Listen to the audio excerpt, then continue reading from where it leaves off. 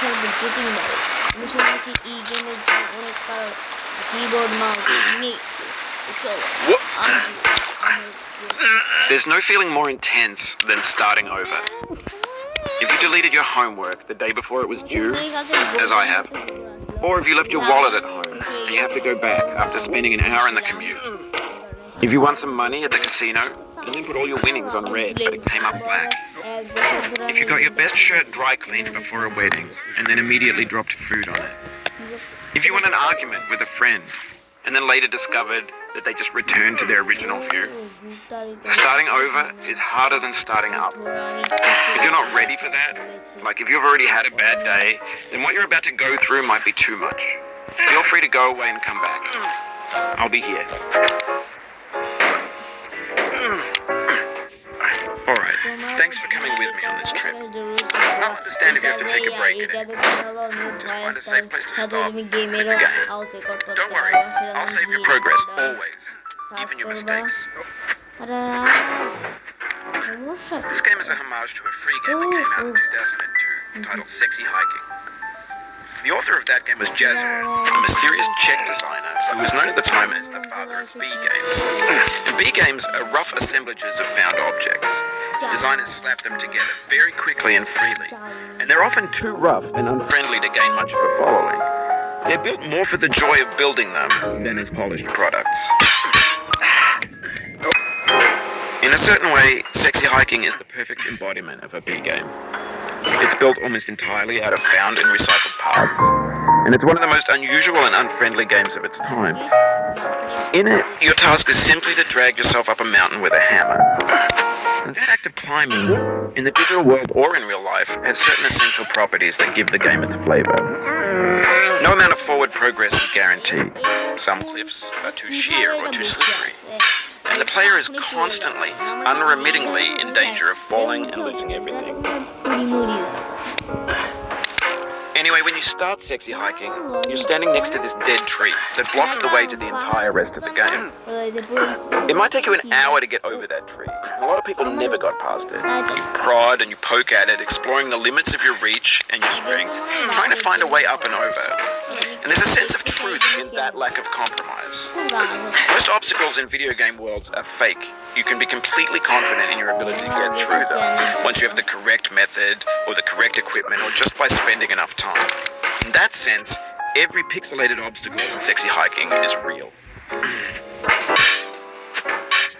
The obstacles in Sexy Hiking are unyielding, and that makes the game uniquely frustrating. But I'm not sure Jazzo intended to make a frustrating game. The frustration is just essential to the act of climbing, and it's authentic to the process of building a game about climbing.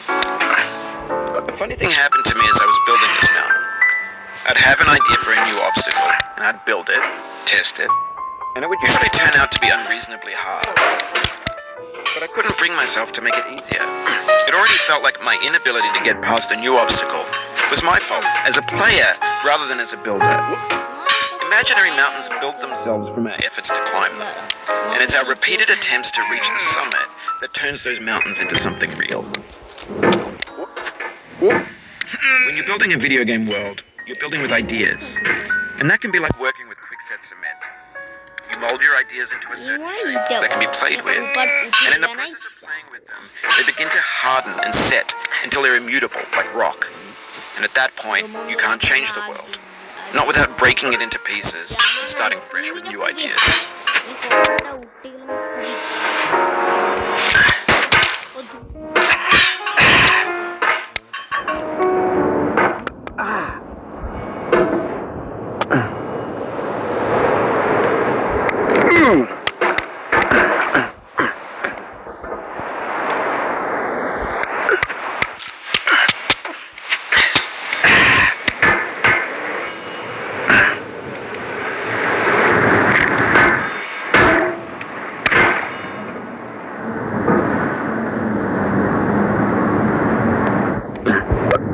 For years now, people have been predicting that games would soon be made out of prefabricated objects, bought in a store and assembled into a world.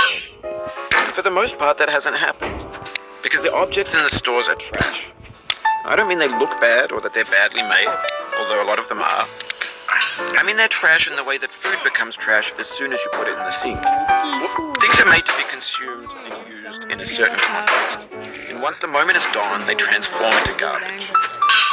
In the context of technology, those moments pass by in seconds.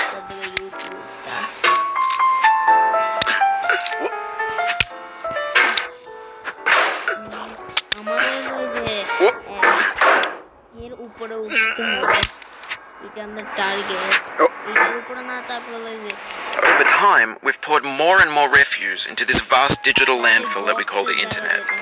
It now vastly outnumbers and outweighs the things that are fresh and untainted and unused. তো আগে না একটু When করে everything around us is cultural trash, trash becomes the new medium, the lingua franca of the digital age. And you can build culture out of trash. But only trash culture. B games, B movies, B music, B philosophy. Maybe this is what digital culture is. A monstrous mountain of trash, the ash heap of creativity's fountain. A landfill with everything we ever thought of in it. Grand, infinite, and unsorted. There's 3D models of breakfast, Gen X's fanfic novels, Scan magazines, green screen Shia LaBeouf, banned snuff scenes on LiveLeak. Facebook's got lifelike bots with unbranded adverts and candid shots of Kanye and Taylor Swift mashups, car crash epic failed GIFs, Russian dashcam vids, discussions of McRibs, discarded, forgotten, unrecycled, muddled, rotten, untitled. Everything's fresh for about 6 seconds, until some newer thing beckons, and we hit refresh. And there's years of persevering, disappearing into the pile, out of style, out of sight. যে আমার মতো voice record করতে পারবো গেমের